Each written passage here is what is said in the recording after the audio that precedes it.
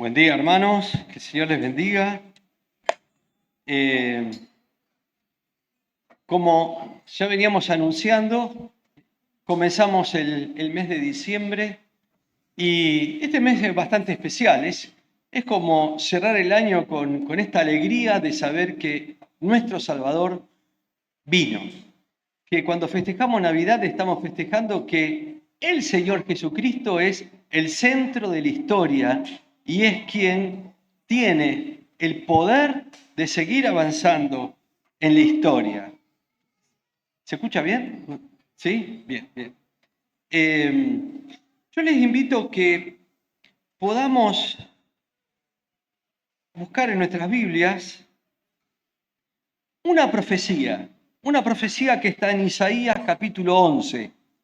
Escrita mucho tiempo antes, 700 años antes de Cristo, y que nos van anunciando justamente esto que va a suceder, que es la llegada del Salvador. Así que les invito a que busquemos Isaías 11, del 1 al 10. ¿Lo tienen? Lo tenemos. Bien. Dice, saldrá una vara del tronco de Isaí, y un vástago retoñará de sus raíces, y reposará sobre él el espíritu de Jehová, espíritu de sabiduría y de inteligencia, espíritu de consejo y de poder, espíritu de conocimiento y de temor de Jehová. Y él hará entender diligente en el temor de Jehová.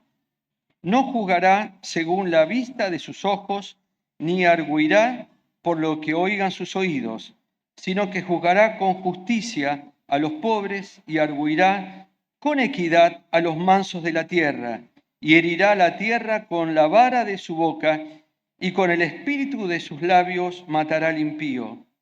Y será la justicia cinto de sus lomos, y la fidelidad ceñidor de su cintura. Morará el lobo con el cordero y el leopardo con el cabrito se acostará. El becerro y el león, la bestia doméstica andarán juntos y un niño los pastoreará. Vayan pensando en el pesebre con esto, ¿no? La vaca y la osa pacerán, sus crías se echarán juntas y el león como el buey comerá paja. Y el niño de pecho jugará sobre la cueva del áspid y el recién destetado extenderá su mano sobre la caverna de la víbora. No harán mal ni dañarán en todo mi santo monte, porque la tierra será llena del conocimiento de Jehová, como las aguas cubren el mar. Acontecerá en aquel tiempo que la raíz de Isaí, la cual estará puesta por pendón a los pueblos, será buscada por las gentes y su habitación será gloriosa. Un pasaje tremendo, tremendo. Son de estos pasajes que cuando uno los lee, por supuesto, desde este lado de la historia, como decía Bruno hace un rato, nosotros estamos en la era de la gracia, en la era de que ya este acontecimiento sucedió, lo celebramos, nos estamos preparando para volver a celebrar nuevamente la llegada del Salvador, pero cuando uno lee estos pasajes puede entender cómo es que Dios en su plan fue armonizando todo, incluso sus silencios, sus silencios. Y acá el versículo 1 y 2 nos hablan de esta profecía, de Jesucristo mismo. Saldrá una vara del tronco de Isaí y un vástago retoñará de sus raíces. ¿Saben quién era Isaí? El papá de David, claro, el papá de David. ¿Por qué no lo nombró a David y sí a Isaí? Una gran pregunta, ¿no? Porque Dios iba un paso antes, un paso antes. Y es muy interesante pensar que Jesucristo es el retoño de esta raíz de Isaí y que Él, como escuchamos hace poco, Él va a dar frutos. Él va a traer frutos para sus hijos. Y este fruto será un reino de vida, de paz para todas las personas y para toda la creación. Isaí tiene un lugar muy importante dentro del plan de Dios. Yo me acordaba que poco a veces recordamos cuando estudiamos la vida de David, el origen de David. ¿Por qué él era el pastor y los demás hermanos eran las figuras dentro del ejército, dentro del pueblo? Isaí era el que lo mantenía en ese lugar a David. Isaí era parte del tratamiento del corazón de David. Isaí sabía qué era lo que iba a estar sucediendo y en esta obediencia, a veces hasta rebelde de David, diciendo, pero yo, ¿por qué estoy acá? Hasta que llega el momento del ungimiento. Al punto que el profeta le dice, ¿no tenés más hijos? Ah, sí, tengo a David allí cuidando ovejas, tráelo. Y cuando llega, el Espíritu de Dios se revela y es ungido. Es interesante que a partir de Isaí, de David, viene esta promesa de una cantidad de reyes que iban a estar gobernando justamente del linaje de David. Reyes que hasta que en un momento se corta, pudieron reinar dentro del linaje de David por un gran tiempo, pero en esa línea de reyes que duró unos 400 años se ve interrumpida. Se ve interrumpida cuando Babilonia derrota a Judá y se lleva al rey al exilio. El linaje seguía, no es que se cortó, no gobernaba, pero seguía. Y fue que esa línea de reyes se discontinuó por una cuestión de que no tenían acceso al trono. Pero fíjense en cómo uno puede pensar, ¿vieron cuando a uno le cortan un árbol? A nosotros nos pasó en casa varias veces con un lapacho. Yo planto un lapacho, empieza a crecer, en un momento se seca. Lo saco, lo corto, planto otro al lado. Empieza a crecer, se seca. Y cuando se seca el segundo, el primero empieza, de ya varios años de estar cortado, empieza a crecer. Y es el que tengo actualmente, el primero. ¿Vieron cómo uno no puede predecir y decir, bueno, desde lo muerto no hay más vida? Menos en estas promesas de Dios. Yo me imagino los largos años en que el pueblo de Israel seguía pidiendo que volviera ese rey del linaje de David hasta la llegada del Salvador, hasta la llegada de Jesús. Un tiempo difícil para todo el pueblo, de mucha confusión, de mucha desesperanza, de decir, pero ¿y la palabra de Isaías? Y las palabras proféticas. Esta es una, hay muchísimas palabras, Isaías tiene muchas, en cuanto que habla de la llegada del Salvador.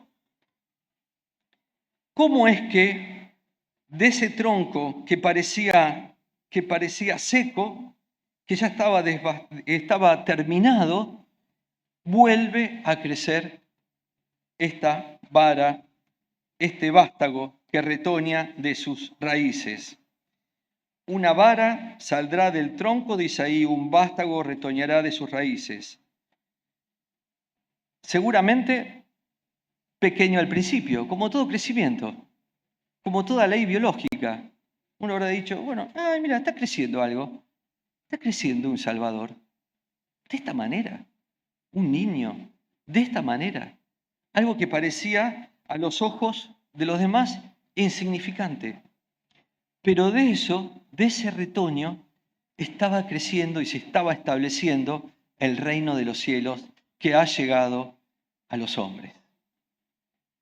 Es muy interesante la comparación que en esta profecía Dios va haciendo sobre un retoño que crece y sobre una raíz, retoñará de sus raíces.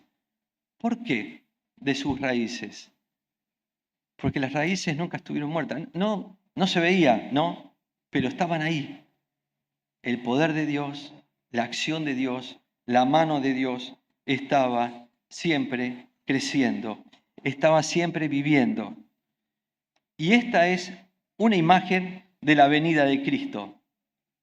Después de casi 600 años sin ningún rey gobernando del linaje de David, volvería este retoño.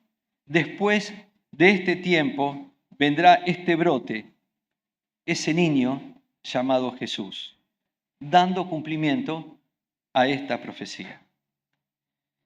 El rey vendrá, el ungido con el Espíritu de Dios en su máxima medida. Versículo 2. Fíjense lo que dice el versículo 2. Y reposará sobre él el Espíritu de Jehová, espíritu de sabiduría, de inteligencia, espíritu de consejo, de poder, espíritu de conocimiento y de temor de Jehová. ¿Quién no necesita esto para el discipulado cristiano?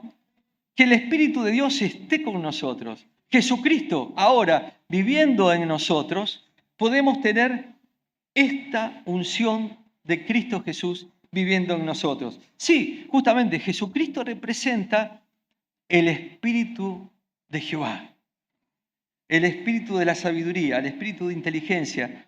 Y le podríamos agregar a esta lista muchos más. Pero Isaías estaba profetizando y en su palabra decía, a partir de este retoño no era un retoño cualquiera, a partir de este retoño empieza una era nueva en la humanidad. Saben, la obra de Dios es así. Y esto es como un patrón que tenemos, una marca en el reinado de Jesucristo. ¿Por qué? Porque cuando parece todo perdido y Dios interviene, momento, y Dios interviene, Dios puede hacer cosas grandiosas y nuevas. Por eso nunca demos por perdido nada. Nunca demos por perdido nada. Porque en las manos de Cristo Jesús todo es posible. Y esto es el patrón que se sigue repitiendo a lo largo del tiempo. A lo largo del tiempo, que de lo muerto, de la muerte, surge vida. De la muerte, 3 días sepultado el Señor, surge esa vida de Jesucristo que es la que nos da a nosotros hoy la entrada a su trono de gracia. ¿Se acuerdan los discípulos? Devastados, no sabían qué hacer. ¿Cómo este Señor en cual creímos que era el Mesías se fue crucificado? Tuvo en el sepulcro 3 días, la desesperanza. Por eso es que este pasaje de hoy nos habla mucho de la esperanza. Y era un pasaje que al pueblo de Israel le decía, sí, tengan esperanza, que el Mesías va a llegar, va a surgir de lo muerto, de ver que todo está devastado, va a surgir justamente una vara. El tema de la vara, vuelvo a una predicación que tuvimos hace un tiempo atrás, ¿se acuerdan? ¿No? ¿Cuánto representa la vara para el pueblo de Israel? La vara de Aarón. Esta vara que está surgiendo en Cristo Jesús. Jesús de Nazaret vuelve a repetir esta desesperanza en vida, en esperanza.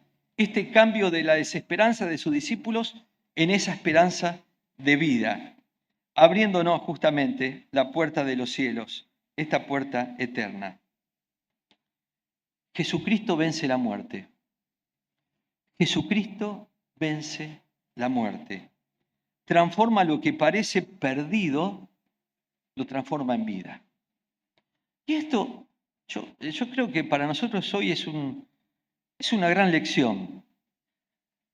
¿Vieron cuando damos por perdida algunas cosas? Decimos, bueno, pero ya está, no sé, esto lo doy por perdido.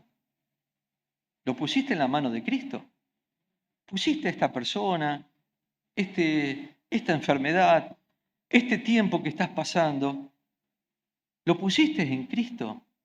¿O ya lo único que ves es con tu vida, con tus ojos terrenales, ves algo que ya parece perdido y sin vida? No. Seguí pidiendo, seguí luchando en Cristo Jesús. La raíz de Isaí. El origen de todo linaje sigue siendo Jesucristo. Por eso dice la raíz. la raíz de todo linaje sigue siendo Jesucristo. Y es interesante ver cómo el pasaje sigue adelante de la profecía de Isaías y nos va llevando un tiempo que parece una irrealidad, un tiempo de paz, un tiempo en donde las cosas parecen que van a ser distintas. Hay una palabra que arguirá, que hoy me sonaba, y digo, bueno, ¿cómo en otras versiones habla de otra manera? Pero arguir tiene un origen profundo, que es, ¿vieron cuando alguien juzga no por lo que ve, sino que es por lo que justamente sabe que pasó? No es un juzgamiento liviano por ojos que ve o por oídos, como dice acá, no va a juzgar de esa manera. Y esto es lo que hace Dios. Y sigue el Señor Jesucristo teniéndonos con esta visión, no de lo que ve de nosotros o de lo que escucha, sino de lo que sabe que hay en nuestro corazón. Dice, y Él hará entender diligente en el temor de Jehová. No juzgará según la vista de sus ojos, ni arguirá por lo que oigan sus oídos, sino que juzgará con justicia a los pobres y arguirá con equidad por los mansos de la tierra e herirá la tierra con su vara de su boca y con el espíritu de sus labios matará al impío. Y será justicia cinto de sus lomos y la fidelidad ceñidor de su cintura. Justicia y fidelidad. Justicia y fidelidad. Justificados, pues, por la fe, somos por Cristo Jesús. ¿Cómo vamos a entender esta gracia, este tipo de justicia? No la podemos entender. No es algo que nosotros podamos en nuestra mente entender cómo podemos nosotros ser justificados por el sacrificio de Jesucristo en la cruz. Pero Él lo hace posible. Ya nada te juzga. Sos justificado por Cristo Jesús. Por supuesto, esto requiere obediencia de nuestra vida. Esta gracia demanda también de nosotros. Y la fidelidad ceñidor de su cintura. Promesas que podemos ver cómo se van cumpliendo. Y termina en este versículo 10 que es fabuloso. Es más, Pablo lo toma, ahora lo vamos a leer, para darle a entender lo que significaba también a los gentiles. Dice el versículo 10, y acontecerá en aquel tiempo que la raíz de David, la cual estará puesta por pendón, por bandera, a los pueblos, por estandarte, será buscada por las gentes y su habitación será gloriosa. Esta raíz de David no iba a quedar solamente con el pueblo de Israel, sino que se iba a expandir, iba a llegar a muchos. Y ahora sí, le invito a que busquemos en Romanos capítulo 15, hace referencia a este pasaje, Pablo. Es interesante, el capítulo 14 de Romanos es, hermanos, para los que estamos muy acostumbrados a juzgar a otros, para hacerlo nuestro. En esto de que no se podía hacer esto, no se podía hacer aquello, y los nuevos conversos pensaban que tenían que seguir cumpliendo la ley. Y el versículo 15 es como que le da este cierre de cómo es que los gentiles llegamos a también tener esta vida prometida en Cristo Jesús. Capítulo 15 del 4 al 13. 4 al 13. Dice, porque las cosas que se escribieron antes, para nuestra enseñanza se escribieron, a fin de que por la paciencia y la consolación de las Escrituras tengamos esperanza. Vayan pensando en el pasaje también de Isaías. Las cosas que se escribieron antes. Dice el 5, pero el Dios de la paciencia y de la consolación os dé entre vosotros un mismo sentir según Cristo Jesús, para que unánimes a una voz glorifiquéis al Dios y Padre de nuestro Señor Jesucristo. Por tanto, recibíos los unos a los otros. Estaban pasando un tiempo en que no se recibían tanto. Se tenían ahí, unos a otros. como también Cristo nos recibió para la gloria de Dios. Pues os digo que Cristo Jesús vino a ser siervo de la circuncisión para mostrar la verdad de Dios, para confirmar las promesas hechas a los padres. Siervo de la circuncisión. Sí, tenía que ver con el linaje de David, tenía que ver con nacer dentro del pueblo de Israel. Y para los gentiles, y para que los gentiles glorifiquen a Dios por su misericordia, como está escrito. Y acá empieza con una batería de pasajes del Antiguo Testamento. Por eso puso al principio, como estaba escrito, y dice, por tanto, yo te confesaré entre los gentiles y cantaré a tu nombre. Y otra vez dice, alegraos, gentiles, con su pueblo. Y otra vez, alabad al Señor por todos los gentiles y magnificadle todos los pueblos. Y otra vez dice Isaías, estará la raíz de Isaí y el que se levantará a regir los gentiles. Y los gentiles esperarán en él. Y el versículo 13, y el Dios de la esperanza os llene de todo gozo y paz en el creer, para que abundéis en esperanza por el poder del Espíritu Santo. Un pasaje hermoso. Es como que Pablo nos trajo el pasaje de Isaías a los romanos que le estaba escribiendo, y leyéndolo nosotros ahora nos trajo a nosotros en este tiempo, porque nosotros somos los gentiles, somos los que llegamos después de la venida del Señor, y estamos, no por linaje, siendo parte del pueblo de Dios. Tenemos esta gran lección. El versículo 4 habla, fíjense cómo hilvana estas palabras. Por la paciencia y por las escrituras trae esperanza. Si querés tener esperanza, no dar por muerto algo, necesitas dos cosas: paciencia y palabra, escritura, y conocer las escrituras. Lo vuelvo a leer el versículo 4.